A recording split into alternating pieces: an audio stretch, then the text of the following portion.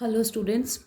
So, here I'm starting with the next topic of your chapter 2, that is reproduction in flowering plants. So, we had discussed about the first step of the event, pre fertilization event in case of plants, that is gametogenesis. Now, the second event in case of the pre-fertilization steps is the pollination. So we'll be discussing about that. That means the pollen transfer, how the gametes will be transferred over there. So this is called as pollination. That means we all are familiar with this term. That means the transfer of pollen grains from the anther to the stigma of the flower. So if we talk about the pollination, there are basically three type of pollination: autogamy, xenogamy and ditonogamy. So autogamy means, when auto means self, when the flower is doing pollination within the same flower, such type of pollination is called as the autogamy. So in case of autogamy, there are two conditions. There are two conditions where the autogamy can occur. One is the clistogamous flowers, another is the chasmogamous flowers. So clistogamous flowers are those which will never open.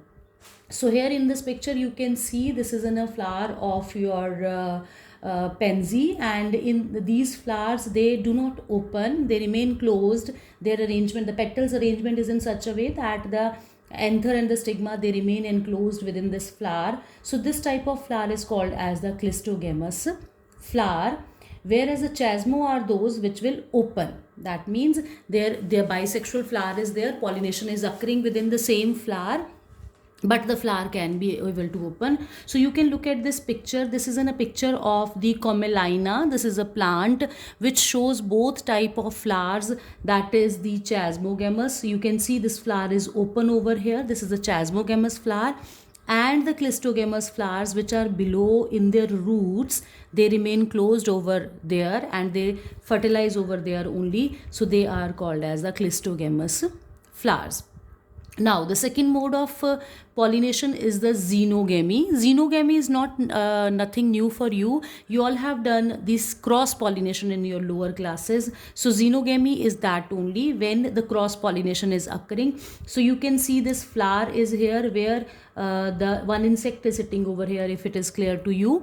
Otherwise I have taken this image because this is there in your NCRT only. So this insect has transferred the pollen grain from one flower to the another. So it shows the concept of the xenogamy. Now next one is the ditonogamy. This term is new for you. So ditonogamy is a mode of pollination which is called as that physically it is a cross pollination, but biologically it is a self pollination. Please understand this term carefully. Physically it is cross pollination, but biologically it is a self pollination.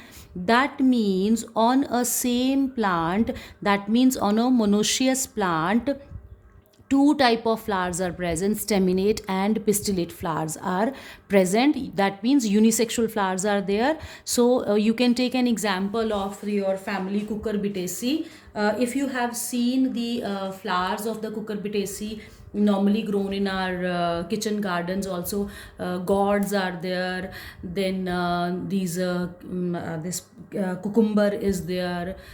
These are the examples of the bitter gourd are there. So in that particular, if you observe the vines of those plants, you will find two type of flowers. One is pistillate, another is staminate. So in that case, the pollens will shift from one flower to the another. So physically it is a cross pollination, but it is occurring within the same plant body. Genetically or biologically there is no recombination of genes, so that is called as the biologically self pollination. So again I'm repeating this term ditonogamy. That means physically it is cross pollination, but biologically it is self pollination. And you please keep the concept of the cucurbitaceae family in your mind. Now, the next topic is agents of pollination. So, we all know that there are different agents which will be responsible for transfer of the pollen grains, and this concept will be automatically will be there in case of the xenogamous and the ditonogamy flowers only. So, here two type of factors are there: abiotic and the biotic agents. Abiotic, that means the non-living, and biotic means the living. So here you can take example of the hydrophily, anemophily. The most commonest abiotic factors are there, which are responsible. That hydro means water, anemo means wind. So when the flower is pollinated with the help of water, that is hydrophily. When flower is pollinated with the help of wind, that is called as the anemophilous flower. And biotic agents, there are different type of biotic agents, but here in your NCRT specifically they have mentioned about the examples of the entomophily. So these are those which are insect pollinated. Rest few other cases are also discussed in NCRT that I'll discuss ahead with you. So let's go in detail of all these agents of pollination. So let's take the concept of hydrophily first. Hydro means water. So where the plants are pollinated with the help of water. So we have example of Hydrilla, Vallisneria, Zostera. These all are aquatic plant. Normally it comes to the concept of the students when we are talking about hydrophily. So they think that aquatic plants, they all are hydrophilous, but no, this is not truth for everyone. There are many flowers which are aquatic, but they do not show pollination with the help of water. You can take an example of Isonia, the pictures I have shown you in the previous chapter. Then the water lily, one of the common example is there. In that case, the flower will come above the surface of the water body, and the pollination is entomophilous. That means with the help of insects. So it is not being pollinated by water. So now let's discuss about the concept of hydrophily in case of plants. So we have an example of Vallisneria, where you can see this is a Vallisneria plant which is growing over here, and here in this case this is also the same image of the same plant. Vallisneria plant is there. These are the ribbon like leaves of Vallisneria, and here this is the male plant, female plant, and this is the male plant. And here you can see that the female flower is spirally coiled like this, and during the reproduction period, when it is mature, the flower will unspiral and come to the surface of the water body. Meanwhile, the male plant, this is the spadix of the male flower, and the males will be released from here and they will be floating on the surface of the water. The shape of the male flower is somewhat like a boat shape, and these are the female flowers.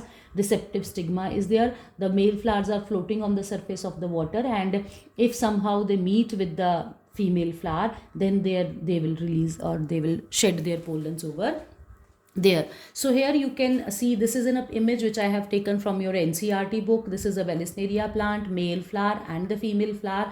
They have shown the male flowers are moving in a water current around the stigma, and this image from some other book I have taken, where this is quite clear that how these female flowers are coming to the surface of water, how the male flowers will be released, and then with the water current they will fuse. So important points or the features of the hydrophilous plants are, number one is, as there is a probability of fertilization is very less. So the number of pollen grains or the number of male flowers produced will be more, because they can be float with the water current to any of the direction. So their number will always be large. Second is they are lighter in weight, so that they'll be able to float with the water. And another is they should have a covering of mucilage, so that they do not get wet with the on coming in contact with water. So these are the few of the points. And normally these flowers, they are not having colors, they are not colorful, and they are nectarless. They do not secrete nectar. So these flowers are colorless and nectarless. And these flowers, in case of the zosters, the female flowers remains inside the water. So in that case, the pollens are long and ribbon like, so that they will coil along the female flowers. So this is how the hydrophily it occurs in case of the plants. The next agents I'll discuss in my next video.